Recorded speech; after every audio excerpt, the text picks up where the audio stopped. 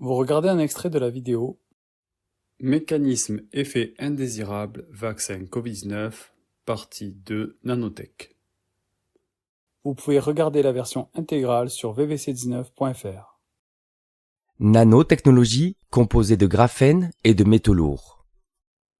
Comme la grande majorité des effets secondaires peuvent être expliqués par la toxicité multiple de la protéine Spike, les médecins n'envisagent pas que ces injections puissent contenir d'autres substances nocives.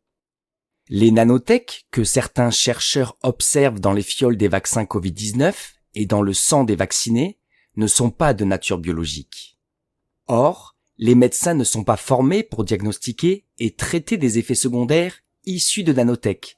C'est pourquoi pour ces médecins, tous les effets secondaires ne peuvent être qu'induits par la spike. Leurs traitements peuvent soulager certains effets indésirables, mais ne s'attaquent pas aux origines de ceux provoqués par les nanotech.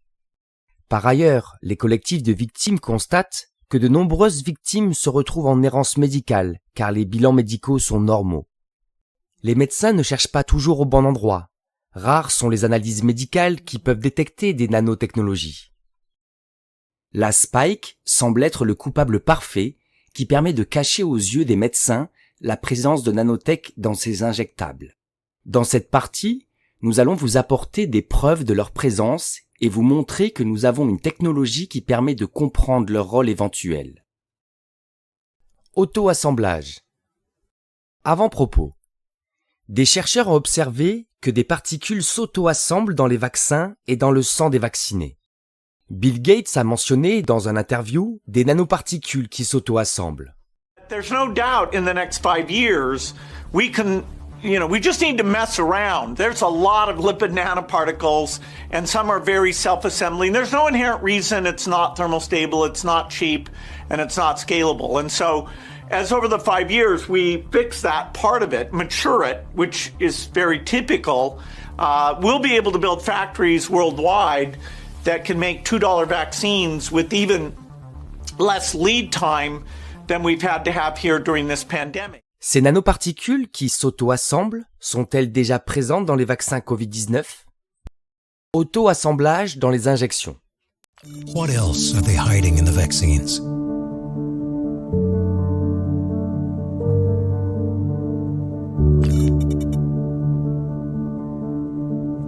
Dark field microscopy, COVID-19 mRNA vaccine.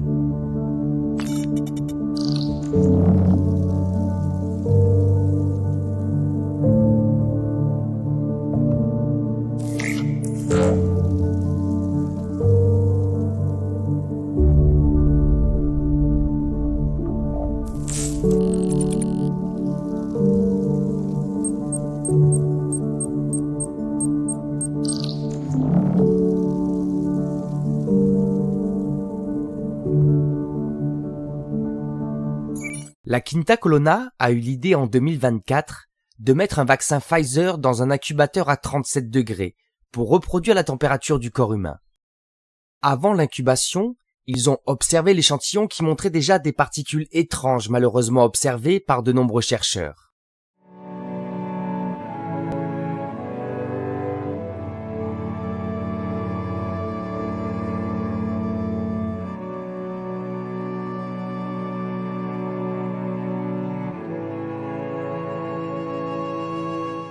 Après avoir laissé le vaccin pendant plusieurs jours dans l'incubateur à 37 degrés, la Quinta Colonna a observé ça.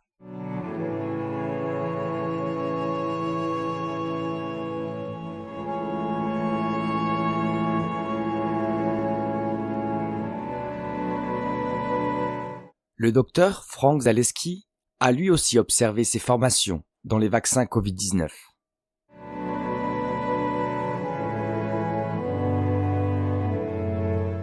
Ces éléments ne sont pas organiques, ils sont composés de métaux et de graphène. Ce n'est malheureusement pas un épiphénomène, de nombreux chercheurs dans le monde observent ces structures. Qu'est-ce que ces éléments font dans des vaccins ? Quels sont leurs rôles ? Auto-assemblage dans les diluants. Des chercheurs ont observé que les diluants des vaccins Covid-19 contiennent des nanotechnologies qui elles aussi s'auto-assemblent.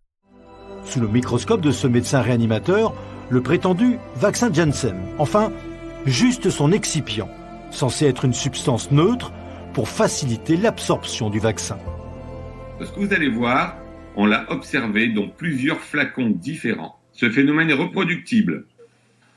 Et reproductible sur chaque vaccin, sur plusieurs vaccins. C'est quoi ce délire? Qu'est-ce que c'est que ce truc? Et ça, c'est que l'excipient, ça? Ça, c'est que l'excipient. Oh là Donc, là. Laurent, tu as vu clairement se former cette chose-là en direct, sous tes yeux, dans ton Sous les microscope. yeux, et à plusieurs reprises, et avec plusieurs vaccins. Je l'aurais pas cru si je l'avais pas vu. Oui, alors c'est pour ça aussi qu'on nous dit complotiste, parce que c'est quelque chose qui dépasse tellement L'entendement, tout ce que je pouvais imaginer. Ouais, et il y a d'autres médecins qui ont fait comme ça des études sur des lames et qui ont vu des trucs encore plus bizarres. Alors là, on a changé de vaccin. Là, c'est Pfizer, et ça ne concerne toujours pas l'ARN. C'est toujours l'excipient. Voilà, donc l'excipient, c'est ce qui mélange les produits, en Voilà. gros. Ce qui va lier le tout, hein, si les gens ne savent pas. Donc c'est censé être le plus neutre possible, hein, entre guillemets. Alors là encore, j'ai aucune explication pour ça. Là, je demande des explications. J'aimerais que, vu que le phénomène est parfaitement reproductible, j'aimerais que les concepteurs nous donnent des explications. Comment peut-on voir ça dans l'excipient des vaccins et qu'est-ce que c'est? Alors, j'ai demandé à beaucoup de gens très compétents leur avis. Personne n'a pu me donner un élément de réponse. Mais on a plus l'impression que c'est peut-être un phénomène micro-tubulaire qui pourrait peut-être être soumis à une influence magnétique. Patrick Joland a révélé que ces diluants sont formulés par le DoD, Department of Defense, ou en français, Ministère de la Défense américaine. Je tombe sur des documents où il y a le code du flacon et au-dessus 650500 plus 7 digits derrière. De Pfizer. Les documents officiels, avec les liens. D'une part pour Pfizer, d'autre part pour Moderna. Je dis, c'est quoi ce cirque? C'est quoi ce cirque? C'est quoi ce code? Je gratte et je tombe par hasard, bon, je vais le dire comme ça, d'accord? Je tombe par hasard, c'est un code de l'OTAN. Ah bon? C'est quoi un code de l'OTAN? Un code des produits de l'OTAN. Un code d'un produit militaire. Ok. Ah, ben, je comprends. Le département, les Américains, ceux qui ont créé l'OTAN et autres, ils s'échangent des produits militaires, d'accord? Même si tu achètes un pantalon militaire, il a un code. Donc, je découvre que 6505 est un produit biologique identifié par un code de l'OTAN. 0100 correspond au code des États-Unis. Et je vais plus loin. Et je découvre à un moment donné comme quoi ce produit-là est classé dangereux.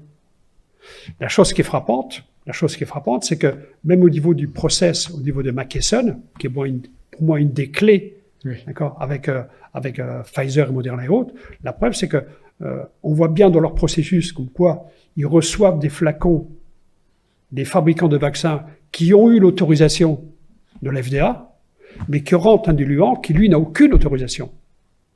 Et qu'on fabrique un produit final en prenant une partie du diluant et en le mettant dans le produit final et en injectant.